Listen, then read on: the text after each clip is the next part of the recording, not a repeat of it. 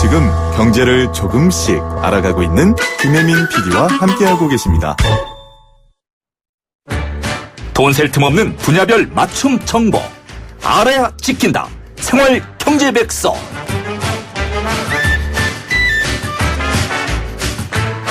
매주 월요일 생활경제백서로 함께합니다. 오늘은 상생편인데요. 한 달에 한 번 을들을 위한 대놓고 편파 방송 서민경제연구소 민생경제연구소 안윤걸 수장 나오셨어요. 안녕하세요. 네, 안녕하십니까. 추석 어떻게 보내셨어요? 추석 저는 정말 우리 방금 전에도 우리 서민 안심 대출 1%, 그다음에 또 기름값 이야기 하셨잖아요. 아마 추석 때 돈 많이 쓰잖아요, 아무래도. 그럼요. 10,000원만 줘야 되나, 20,000원만 줘야 되나, 50,000원 줘야 되나, 이제 이런 고민도 하고, 추석에도 세뱃돈 드려야 되니까, 우리 조카들한테. 저도 당연히 드리고 왔는데요. 저는 일단 11일에서 14일 톨게이트 우리 통행료 면제됐잖아요. 그거 좋더만요. 왕복 4만원 정도 전 면제 받았거든요. 그러게요. 중간에 한번 다른 시골도 갔다 와봐서 한 46,000원 정도? 그걸로 조카들 세뱃돈을 줬고요. 그 다음에 휴게소 이야기 잠깐 해야겠습니다. 우리 생생경제니까. 얼마 전에 어떤 국회의원 우원식 의원이라는 분이 휴게소에 라면이 5,000원인데 단무지밖에 하나 안 주더라. 네. 그리고 빨리빨리 끓여주니까 이제 제대로 안 익어서도 나오는 경우도 있잖아요. 그러니까 이거에 대한 지적이 있었는데 저도 그걸 유심히 봤거든요.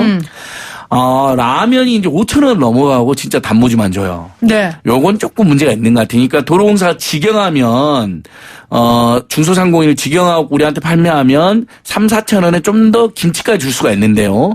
이걸 위탁을 줘가지고요. 네. 휴게소 전체를. 그럼 위탁업체가 먼저 수수료를 먹겠죠. 그러니까 이게 예. 나라에서 하는 것도 아니고 예. 대부분 그냥 위탁을 서민들이 하는 것도 줘버립니다. 아니고 나라에서 예. 위탁을 주는군요. 위탁을 주니까 그 사람들이 수수료를 먹은 다음에 입점업체한테 또 수수료를 과도하게 요구하겠죠. 그러니까 도로공사한테 먼저 수수료를 바치고 그다음에 그 수수료만큼 또 입점업체한테 받아내니까 당연히 입점업체 입장에서는 이윤을 맞춰야 되니까 5,000원, 6,000원까지 라면값을 받고 단무지만 내놓더라. 그래서 비쌌구나. 이런 구조. 네. 우리가 이게 명절 때니까 이제 인구에 더 회자되는 거거든요. 그다음에 졸음휴게소에 갔는데 화장실이 예전에는 없었는데 이제 화장실은 다 설치했어요. 문재인 정부에서. 근데 네. 화장실이 너무 작아서요. 여전히 여성들이 줄을 길게 서는 거예요. 근데 화장실만큼은 좋아졌던데. 많이 좋아졌는데 네. 일반 고속도로 휴게소도 여성들이 줄을 많이 서요. 네. 근데 이제 거기는 증설하기가 쉽지가 않잖아요. 건물이. 근데 졸음휴게소는 뭐냐면 화장실을 가설 네. 화장실이라도 예를 들면 2개라도 더 늘려놓으면 얼마나 좋습니까? 저는 아직도 우리 정부가 많이 좋아지고 있다 하지만 아직도 멀었다고 생각이 돼요. 네. 고속도로 톨게이트 통행료 면제 같은 정책들. 그다음에 휴게소 음식 보통 평균 정도는 해야죠. 너무 비쌀 이유가 없잖아요. 휴게소가요. 네. 공공기관이 운영하는데 도로공사가 운영하고 있거든요. 그래서 제가 도로공사에 대한 불만이 많이 생겼어요. 네. 자. 그렇게 비싸게 받고 있다. 거기에다가 지금 이제 오늘 주제. 네. 오늘 주제는 제가 좀 그러니까 제가 지금 기다리고 있습니다. 피디님. 네. 자, 추석 보내면서 우리 민생경제연구소 소장님답게 안진걸 소장님이 여러 가지 문제점을 발견하시고 문제 제기를 하셨어요. 저는 부끄럽게도 이런 문제점들 못 보고 즐겁게 놀았는데 딱 하나 마음에 조금 걸리는 게 있었어요. 네. 뭐냐면 그래도 생생경제가 상생경제를 부르짖는 경제 프로그램인데 추석날 가족들과 함께하지 못하고 계속해서 농성을 하고 있는 우리 톨게이트 노동자분들이었어요. 제가 그분들 이야기를 명절 전에라도 했어야 되는데 제가 추석에 놀러 갈 생각에 그분들을 잊고 있었다가 톨게이트 저도 고속도로 오고 가면서 톨게이트 보니까 생각나는 거예요. 그래서 늦었지만 오늘이라도 좀 이분들 이야기를 나누고 싶고요. 제가 아예 대놓고 이야기를 했죠. 한 달에 한 번 을들을 위한 편파 방송입니다. 혹시 들으시면서 불편하신 분들이 있다면 한 달에 한 번 정도는 을들 입장에서 우리가 하는 이야기를 좀 들어주시고 물론 판단은 우리 청취자분들이 여러 가지 정보를 가지고 하시면 되지만 저희가 편파 방송이라는 거 다시 한번 밝혀드립니다. 자.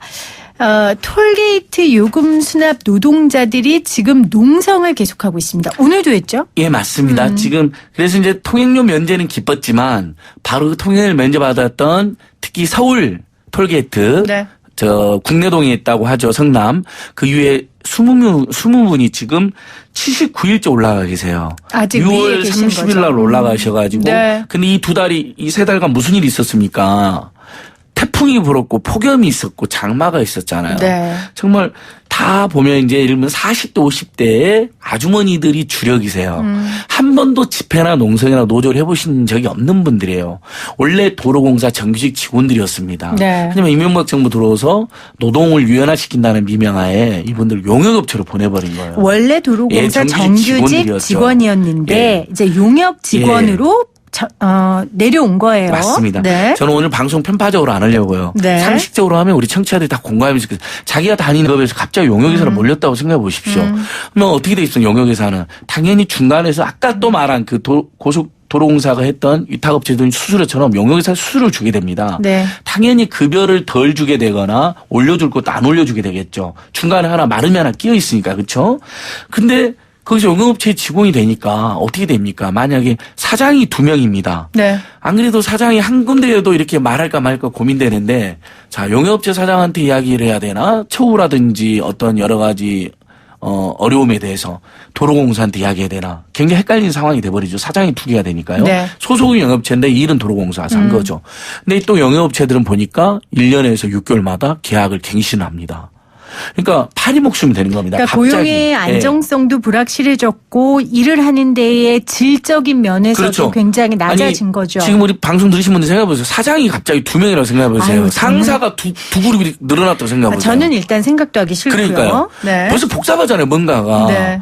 거기에다가 계속 이분들이 고용도 불안하고 임금도 안 오르니까 소송을 하기 시작한 겁니다. 아니 우리 원래 도로공사 직원 아니었냐.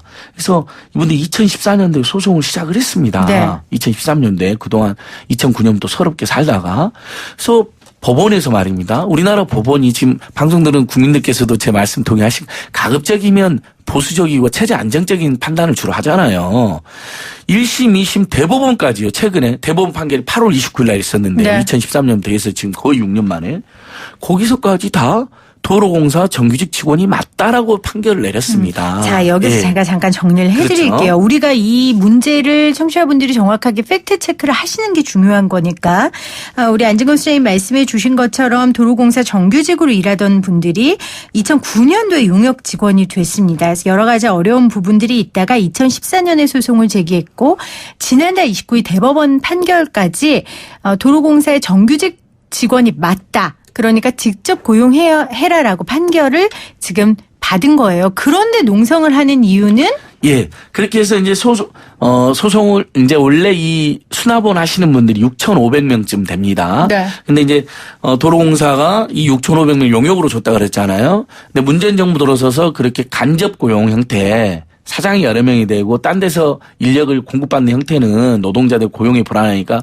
가급적 정규직화를 해라는 겁니다. 네. 근데 이 도로공사와 도로공사 사장이 이제 이강래라고 하는 유명한 정치인준 사장인데 그냥 정규직을 안 하고 자회사를 통한 정규직을 한 겁니다. 많이 하죠. 그렇게 해서 그런 식으로. 그러니까 원래는 자회사를 통한 정규직화도 노동자 혹시 원하면 옵션 중에 하나지 꼭 그렇게 하는 게 아니었는데 그걸 내세우면서 5,000명을 자회사로 보내버립니다.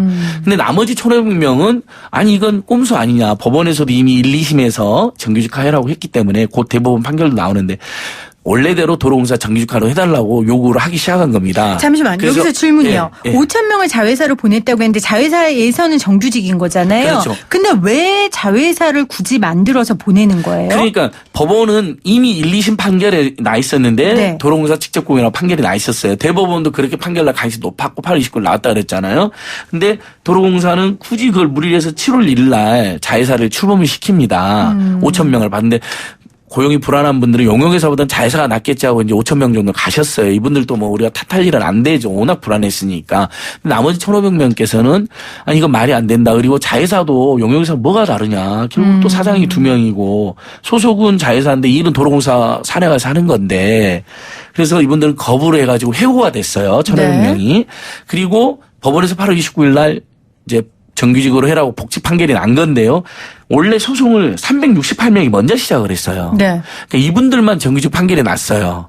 그랬더니 그러면 우리는 대법원에서 원래 판결이 나면 이것은 최고법원의 판례잖아요. 네. 나머지 분들도 소송을 따로 하고 있거든요. 그러니까 당연히 도로공사에서 대법원 판결 취지를 존중했다고 자료를 냈어요. 보도 자료를. 네. 그러면 나머지 분들은 소송을 이제 길게 서로 할 필요 없이 서로 소송을 취한 다음에 정규직으로 할 줄 알았더니 선례가 있으니까 예, 이미 법리가. 368명이 대법원에 승소했으니까 도로공사 갑자기 이런 입장을 밝힌 거예요. 나머지 분들도 다 소송을 끝까지 해라. 그리고 우리가 정하겠다. 받아들이겠다. 그렇게 되면 어떻게 되냐면요. 나머지 1200명도 엄청나게 힘들게 소송을 계속해야 되고요. 돈 들여서 힘들게 시간 들여서요. 도로공사도 불필요하게 국민의 혈세를 낭비하게 되는 겁니다. 소송 비용으로. 자, 여기까지 다시 네. 정리해 볼게요. 5,000명 중에 1,500명을 제외한 분들은 자회사에 들어가셨고 나머지 1,500명이 판결을 이제 재판을 시작하신 거죠. 그렇죠. 이미 이제 재판 소송을 해놨었죠. 예. 먼저 소송을 건 368명은 이제 정규직으로 도로공사에서 채택을 한 거고, 그럼 이제 남은 사람들이 있는데 이 남은 사람들은 어차피 조건이나 상황이 같으니 그냥 당연하죠. 대법원에서도 거의 비슷한 네. 판결 나올 가능성이 거의 99.9%죠. 그런데 예. 이제 도로공사 측에서는 너희들도 당신들도 끝까지 소송을 해라. 그러면 예. 우리도 싸워보고 결정하겠다라고 예. 얘기를 한 거예요. 그러니까. 자, 제가 아까 전에 앞에 편파적이라고 말씀드렸던 건 인터뷰의 기본은 이제 기계적 균형을 맞추기 위해서 저희가 양쪽을 들어야 돼. 그럼 이제 한쪽은 도로공사 쪽을 들어야 되는데 제가 편파봉송이라고 얘기했던 건 저희는 일단은 노동자 측의 의들의 이야기를 전해드린다는 겁니다. 물론 지금 도로공사 층에서는 굉장히 업무에도 어렵고 이분들이 소송하려고 하고 있고 또 농성하느라 업무에 굉장히 방해가 되고 있다. 국민의 열세를 이들이 낭비하고 있다. 이렇게 얘기하고 있어요. 제가 그 입장은 전달해 드립니다. 지금 6293님이 경제뉴스는 대부분 기업 친화적인데 생생경제는 노동자의 입장을 들을 수 있어서 좋아요 하셨는데 기업 친화적입니다. 생생경제도. 아니, 저도. 사안에 따라 예. 다릅니다. 아니, 6293님 고마운데 저도 기업 친화적인 사람이에요. 네. 기업이 잘 돼야 되거든요. 그럼요. 다만 기업이 잘 되는 조건에서 자기들 위해서 피땀을 일하는 사람도 챙기면서 잘 되자는 거예요. 그렇습니다. 도로공사 이분들이 수십 년간 직원이었다니까요. 왜 용역에서 굳이 넘겼냐고요. 그러니까 법원도 그게 말이 안 되고 심지어 불법이라고 판결한 거예요. 네. 그러니까 원래 직원인데 외주화를 했는데 외주화를 했을 때 합법인 경우는 이 경우가 있어요. 완전 도급. 완전 도급은 뭐냐면 PD님이 저한테 일을 주는데 네. 제가 완전히 다 완성해서 그냥 PD님한테 납품을 하는 거예요. 그럼 그건 합법인데 불법 도급이 뭐냐면 저한테 일을 넘겼잖아요. 너 요금 받아와 수납해야 그랬는데 실제로는 근데 직원들 우리한테 보내라고 해놓고 일은 PD님 다 시켜. 간섭 다 하고 출퇴근 체크하고 그럼 그게 불법 파견이 되는 거거든요. 네. 이번 대법원 판결에서도 그다음 대법원이 계속 잇따라 그렇게 판결을 하는 거예요.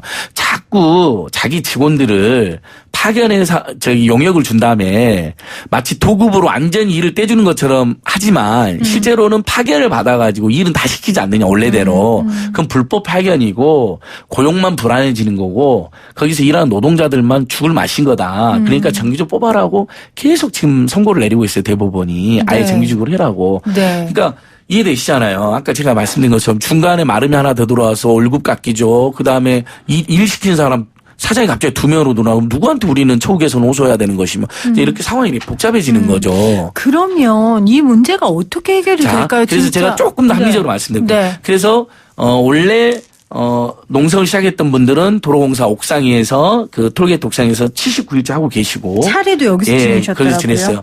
그다음에 이제 대법원 판결이 나왔는데 도로공사가 끝까지 소송할 때를 기다리겠다고 하는 정말 너무 답답한 입장을 내니까 나머지 이제 옥상에 안 올라가 있던 분들 중에 200여 명이 9월 9일 날 도로공사가 어디 있냐면요. 우리 노무현 정부 때 이제 공기업들 지방으로 이전해가지고 이제 지방들 굉장히 활성화되고 있잖아요. 네. 김천에 이제 유명한 공기업 법률구조공단하고 도로공사가 가 있거든요. 네. 그 도로공사 본사 200명이 지금 농성을 9월 9일 날 시작을 했어요. 우리는 추석 기간에 행복할 때 그분들은 집에도 못 가고 몇십일째 몇백일째 이제 농성을 하고 그러고 있는 건데 그게 200명이 있어요. 근데 그분들이 입장이 이런 겁니다. 되게 눈물겹습니다. 소송에서 승소하신 분들 바로 집으로 가고 싶죠. 복직하고 싶잖아요. 근데 368명만 돌아가면 뭐하냐. 같이 고생했던 1200명의 동료들도 함께 복직해야 할 때까지 우리도 거부하겠다. 그러면 지금 그래서 농성이 지금 길어지고 있는 겁니다. 368명도 회사에 가지 않고 함께 싸우고 있습니까? 캐노피에도 계시고 김천 도로공사 본사 안에도 계시고 본사 밖에도 농성을 하고 계시고 이렇게 이제 하고 있으니까 결국은 근데 도로공사 공기업이잖아요. 공기업이면 대법원 판결 더 잘 존중해야 되고 또 모범 사용자로서 다른 기업에 비해서 더 이렇게 노동을 존중하고 고용 안정에 애써준 모습 보여야 되는데 그걸 지금 이강래 사장님 안 보여주시니까 이분들이 청와대가 나서서 해결해 달라라고 호소를 하고 있고 네. 청와대나 정부에서도 굉장히 이 사건이 큰 사건이고 우리 국민들이 지금 많이 알아버렸어요. 왜냐하면 톨게이트를 다 오다가 다 보거든요. 뉴스에도 자주 나오고 네. 또 우리 생생경제 같은 프로그램에서도 이렇게 알려주시니까 그래서 청와대나 정부에서도 지금 중재를 해서 어떤 식으로든지 대법원 판결의 취지를 살리는 방향으로 나서겠다 이런 입장인 것 같아요. 그런데 네. 다만 그 추석 전에 해결됐으면 좋았을 텐데 간단한 문제는 아닙니다. 제가 이제 도로공사 측 입장이 조금 이해는 되죠. 왜냐하면 자회사로 5,000명 보내놨고 1,500명을 자기 정규로 뽑아야 다시 해야 되는데 하이패스가 많이 늘어났잖아요. 아. 그러니까 1,500명을 다 못 받는다는 이런 입장도 있고 인력이 예. 그만큼 이제 쉽게 말하면 필요 없어진 거죠. 뭐 일부 사람이 없다 할 수 이런 있는. 입장이에요. 그래서 제가 그건 이해를 돼요. 하지만 그래도 성실하게 근데 지금 승소한 다음에 도로공사 노조위원장님도 하고 한 번밖에 만나질 않았대 이강래 사장님이. 이건 좀 문제가 있는 것 같아요. 추석 전에 집중해서 만나가지고 뭐라도 해결했어야 되고 저는 지금이라도 빨리 만나야 된다. 노동자 대표를 만나서 해결해야 맞습니다. 된다는 거고 네. 하이패스가 늘어나는 문제는 이렇게 해결이 가능해요. 우리도 이제 하이패스 하다 보면 하이패스가 많고 비하이패스 차로로 있잖아요. 여전히 저도 하이패스를 아직 안 깔았거든요. 그러니까 여전히 수납원이 필요한 영역이 있어요. 그다음에 이제 수납원이 근데 점점 줄어들어야 되면 다른 업무로 전직을 시키면 되고요. 그다음에 새로 안 뽑으면 돼요. 그다음에 이분들이 지금 아까 말씀드린 것처럼 수십 년째 일하셨고 벌써 연세들이 50대 중후반도 그렇죠. 상당히 많아요. 그럼 곧 있으면 퇴직하시거든요. 이제 자연 감소분이 생깁니다. 그러니까 저희들이 노조랑 계속 이야기를 해보니까 하이패스가 늘어나고 있어도 예를 들면 기존의 수납 업무가 필요한 거에다가 그걸 지원하는 업무 거기에다가 본인이 전직을 원하는 경우 네. 거기에다가 새로 수납을 안 뽑고 있거든요 지금. 네. 그다음에 퇴직하는 사람도 늘어나고 있기 때문에 연세들이 꽤 되시니까 예를 들면 도로공사 입장에서는 시간만 좀 지나잖아요. 그러면 인력 수급에 큰 문제가 없게 된다는 거예요. 네, 그래서 지금의 그러니까 예. 그 어려운 부분을 좀 함께 짐을 맞습니다. 가져가자는 예, 거고요. 예. 정부가 중재하는 역할 필요합니다. 근데 정부가 궁극적으로 저는 이게 어쨌건 변하는 산업 구조 속에 피해보는 노동자들이 나오잖아요. 그건 예. 어쩔 수 없는 거예요. 그렇죠. 그 노동자들을 구제할 수 있는 적극적인 방안들을 정부에서 내놓는 게 저는 궁극적으로 정부가 할 일이라고 생각을 합니다. 맞습니다. 예. 네, 오늘 생활경제백서 상생편 오늘 추석 때 위에서 고공에서 차례를 지낸 우리 노동자들 톨게이트 노동자들 이야기 들어봤습니다. 안진걸 수장님 고맙습니다. 예, 고맙습니다.